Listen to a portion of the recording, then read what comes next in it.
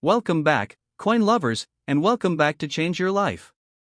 Today we are diving into the absolutely fascinating world of iconic coin design, hidden treasures, and shocking history as we explore the top 3 most valuable and ultra-rare United Kingdom 2 new pence coins ever discovered.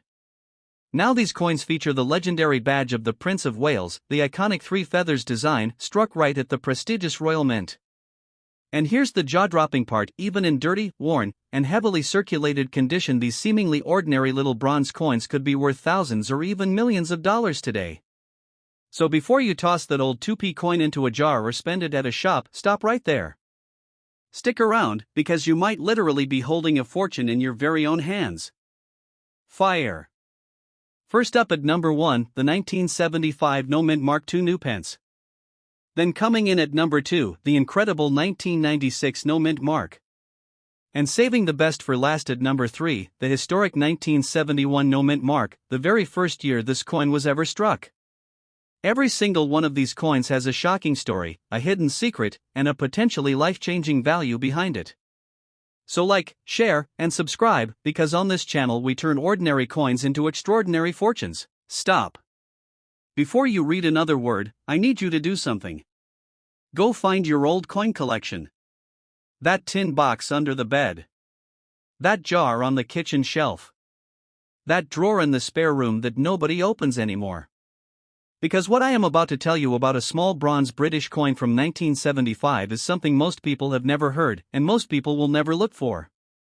And that is exactly why it matters. Let us go back to 1971. Britain had just done something it had never done in over 1,000 years of coinage history.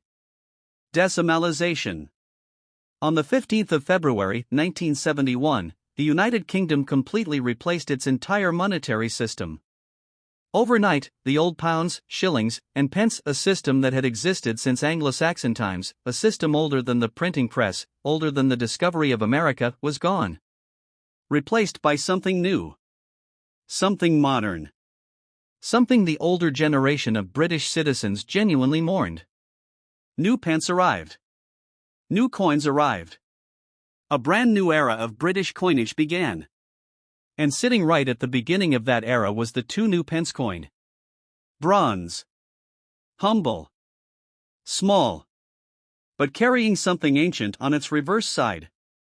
Look at the back of a 1975 2 new pence coin carefully.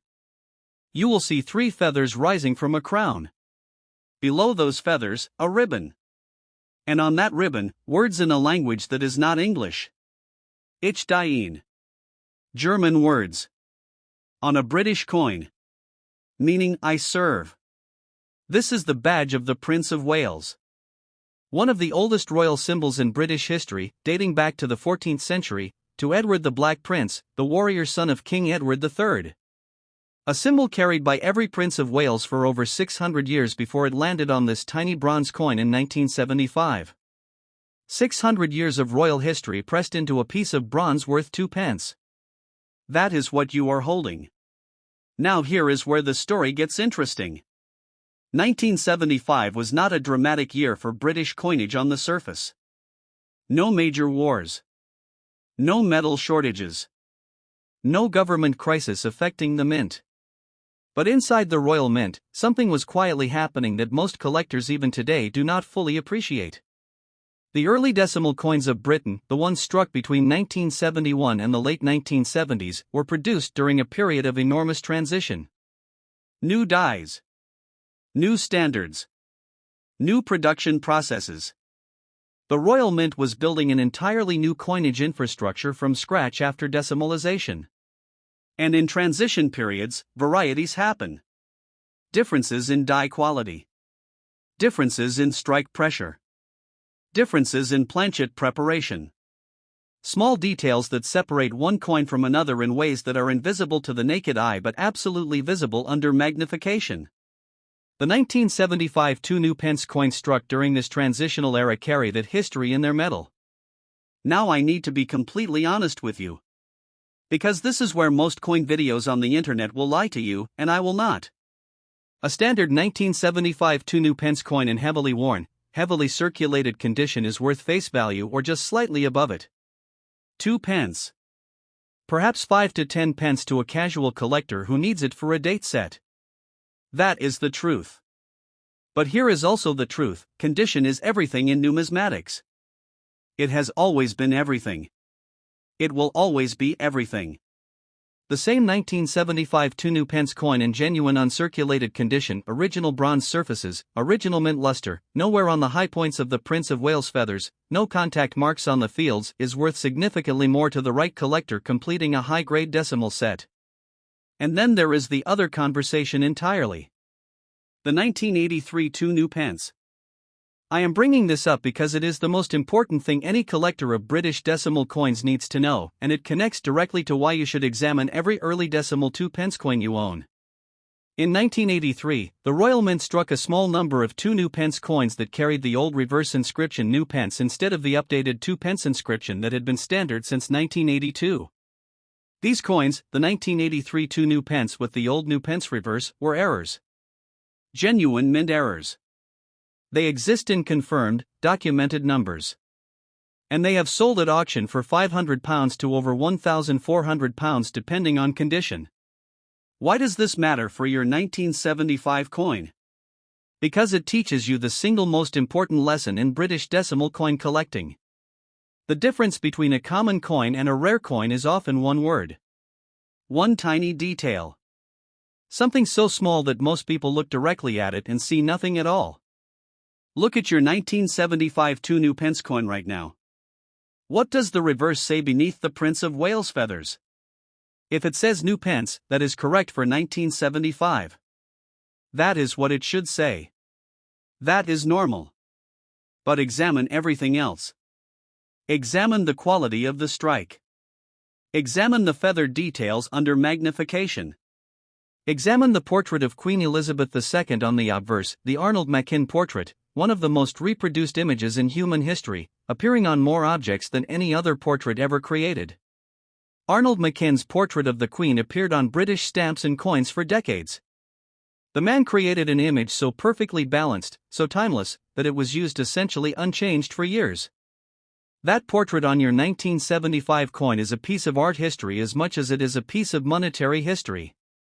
Here is what you should actually do tonight. Pull out every 2 pence coin you own regardless of date. Separate the ones that say new pence on the reverse from the ones that say 2 pence. Any coin dated 1982 or later that still says new pence instead of 2 pence, set that aside immediately. That is a potential error coin worth having professionally examined. For your 1975 coin specifically, examine the surfaces under strong light. Tilt the coin slowly. Look for original bronze luster. Look for sharpness in the Prince of Wales feathers. Look for any sign that this coin was never circulated, never spent, never passed through a cash register or a pocket. If you find a 1975 2 pence with surfaces that look original, sharp, and uncirculated, place it in a protective coin flip. Label it clearly. Contact the Royal Mint Museum or a professional numismatic grading service for evaluation. And here is the final truth. No coin will make you a billionaire overnight. Anyone who tells you that is selling you something, and what they are selling is not rare coins, it is false hope. Stop right there. Before you scroll past this. Before you decide this is just another coin video about something worth nothing. I need you to understand something first. The most valuable things in human history were never recognized the moment they appeared. They were overlooked. They were spent. They were dropped into parking meters and forgotten in coat pockets and thrown into jars that sat on shelves for 20 years collecting dust. And some of them are still there. Waiting. We are going to talk about a coin from 1996. A British coin. A small bronze coin. A coin worth 2 pence on the day it was made. But before we talk about 1996, we need to go much further back. Because this coin carries something on its surface that is older than most countries on Earth. Turn the coin over. Look at the reverse side carefully. 3 feathers. Rising from a crown. A ribbon beneath them carrying words in a language that most British people today cannot immediately identify. Ich Dien. German. Medieval German. meaning I serve. This is the badge of the Prince of Wales. And its history does not begin in 1996. It does not begin in the 20th century. It does not even begin in the age of the British Empire. It begins in the 14th century. 1346, the Battle of Crécy. France. Edward the Black Prince, son of King Edward III of England, one of the most feared warriors of the medieval world, fought in one of the most decisive battles of the 100 Years' War. The English longbowmen cut through French cavalry like nothing the continent had ever seen. And after the victory, the Black Prince allegedly adopted the motto and the feathers as his personal badge. 650 years before your 1996 coin was struck, that symbol was born on a battlefield in France. And it has been carried by every Prince of Wales ever since. Every single one. Without interruption. For 6.5 centuries. And in 1996, that symbol was pressed into bronze and handed to ordinary British people as pocket change. Think about that for a moment. Now let us talk about 1996 specifically. Because 1996 was not just any year for British coinage. 1996 was deep inside one of the most interesting transitional periods in modern royal mint history. The early 1990s had brought changes. The composition of British coins was being quietly debated. The economics of metal prices were shifting. The Royal Mint was navigating questions about the future of the bronze penny and 2-pence coins that most members of the public knew absolutely nothing about. Behind closed doors, there were conversations about whether bronze coins made economic sense anymore. The cost of producing a coin was beginning to approach and in some cases exceed the face value of the coin itself. These were not public conversations. The average person in 1996 received their 2-pence coin and change at a newsagent, dropped it in a pocket, and thought nothing of it. But inside the Royal Mint, this coin represented a coinage system under quiet pressure. The portrait on the front tells another story entirely. Look at the obverse of your 1996 2-pence coin. You will see Queen Elizabeth II.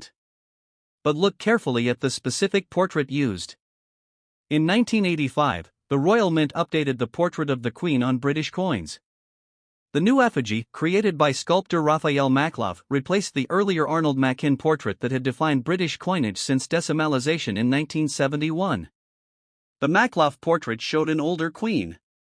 A more mature face. The crown slightly different. The styling updated for a new era. Your 1996 coin carries that Maklav portrait, the third definitive portrait of Queen Elizabeth II to appear on British coinage during her reign. A queen who would go on to become the longest reigning monarch in British history. A queen whose face appeared on more coins than any other monarch who ever lived. And in 1996, she was still decades away from the end of her extraordinary reign. That face on your coin is not just a portrait. It is a timestamp of an era. Now here is where I need to be honest with you. Completely honest. Because the internet is full of videos that will tell you your 1996 2-pence coin is worth millions. That it will change your life overnight. That the government has been hiding its true value from you. That is not true. And you deserve the truth. A standard 1996 2-pence coin in heavily worn, heavily circulated condition, the kind that has been through 20 years of pockets and parking meters and piggy banks, is worth approximately 2 pence in face value. Perhaps a few pence more to a collector completing a date run. That is the honest answer. But here is what is also true. Condition changes everything. In numismatics, the study and collection of coins, condition is not just important. Condition is everything. It separates a common coin from a collectible coin. It separates 2 pence from 20 pounds.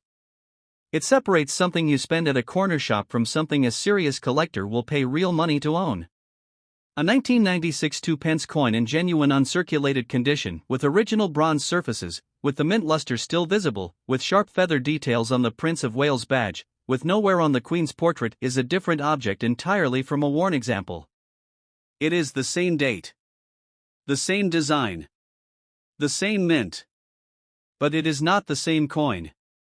And then there is the conversation that every British decimal coin collector knows about. The error coins. The Royal Mint, across the decades of decimal coinage, has produced a small number of documented error coins that have sold at auction for figures that would genuinely surprise most people. The most famous example in the 2 pence series, the 1983 coin bearing the old new pence inscription instead of the updated 2 pence inscription, has sold for £500 to over £1,400 at documented British auctions. One detail. One word.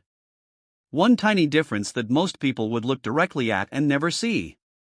And that is the lesson that applies to every 2 pence coin you own, including your 1996. The difference between ordinary and extraordinary is often invisible until you know exactly what to look for.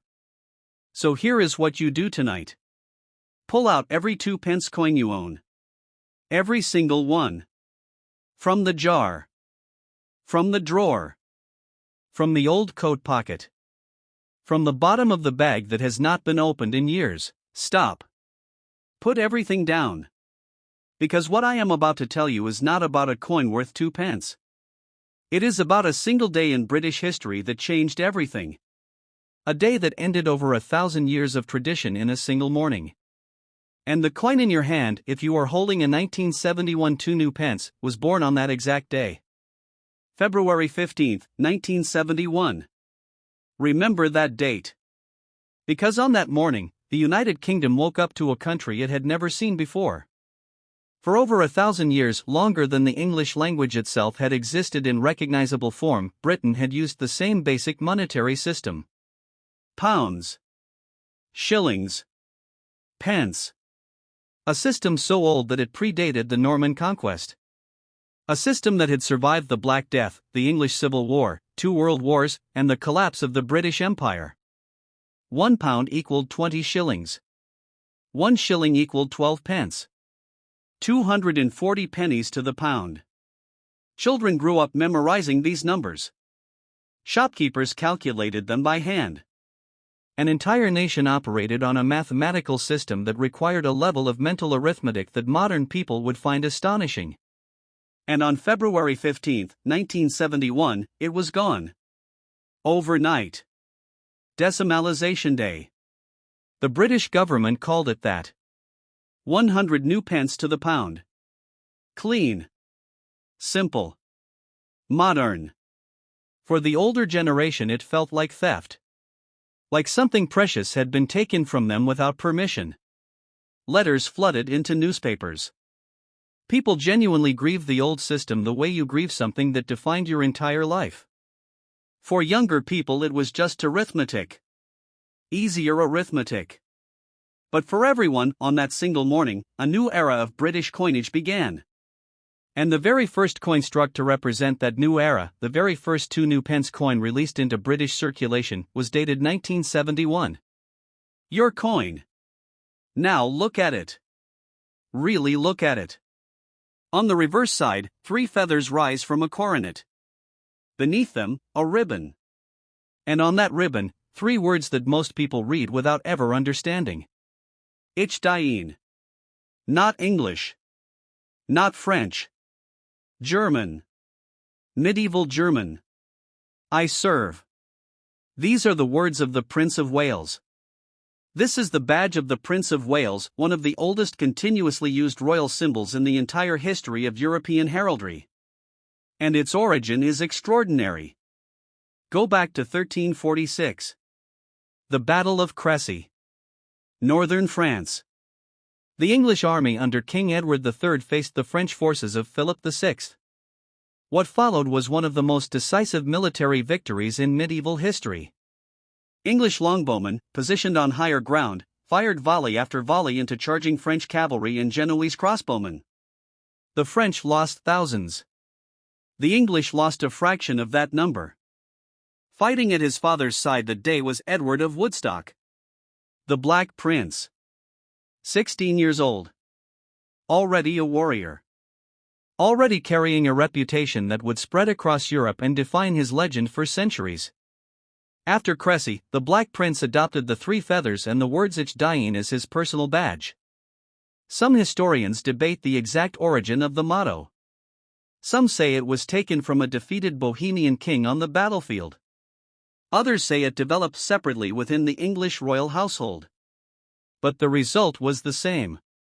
For 675 years, every Prince of Wales has carried that badge. Henry V carried it before Agincourt. The future King George V carried it.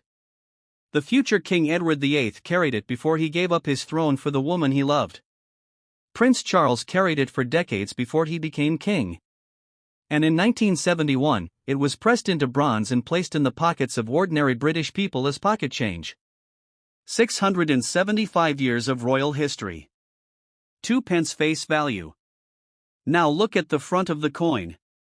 The portrait of Queen Elizabeth II faces right. This is the second definitive portrait of the Queen to appear on British coinage, created by sculptor Arnold Machin and first used in 1968. Arnold Machin. Most people have never heard his name. But his work is arguably the most reproduced artwork in human history. His portrait of the Queen appeared on British stamps and coins for nearly 2 decades. It has been estimated that over 200 billion copies of his stamp design alone were printed. 200 billion. The Mona Lisa has been seen by tens of millions of people. Machin's portrait of the Queen was reproduced 200 billion times. And the version that appears on your 1971 coin is the original decimal portrait. The first portrait of the Queen to appear on the new decimal coinage system. The portrait that launched 1,000 years of British monetary tradition into a new era. Here is the truth about value. And I am going to be completely honest with you because you deserve honesty. A heavily worn, heavily circulated 1971 2 new pence coin in poor condition is worth approximately 2 pence. Perhaps slightly more to a collector building a date set. That is the real number. That is the documented market reality. But 1971 is different from other years in one specific way that every serious British coin collector understands. It was the first year. The very first year of decimal coinage. The birth year of an entirely new British monetary system.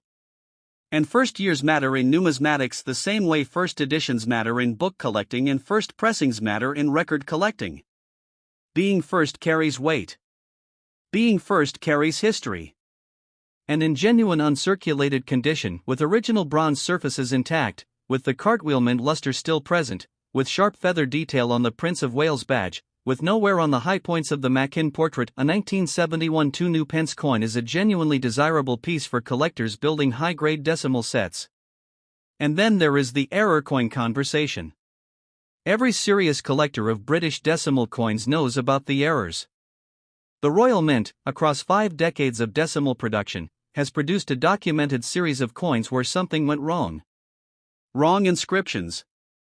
Wrong dies. Wrong planchets.